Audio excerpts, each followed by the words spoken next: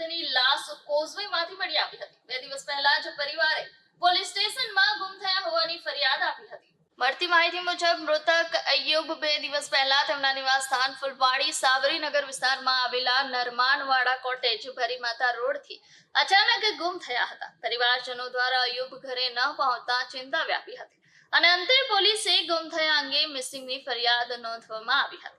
2 દિવસની શોધખોળ બાદ તાપી કોઝવે વિસ્તારમાં એક શબ જોવા મળતા સ્થાનિકોએ તરત જ પોલીસને જાણ કરી। માહિતી મળતા જ ફાયર બ્રિગેડની ટીમ અને પોલીસ અધિકારીઓ ઘટના સ્થળે આવી ગયા। શબને બહાર કાઢવાની પ્રક્રિયા બાદ ઓળખ કરવામાં આવી હતી, જેમાં મૃતકની ઓળખ અય્યુબ તરીકે થઈ। પરિવારજનોને જાણ કરતા વાતાવરણ શોકમય બન્યું। શરૂઆતમાં મૃત્યુ શા કારણે થયું તે સ્પષ્ટ નથી। પોલીસ હાલ મૃતકની મૃત્યુના કારણોને લઈને તપાસ શરૂ કરી રહી છે અને પોસ્ટમોર્ટમ રિપોર્ટની રાહ જોવામાં આવી રહી છે।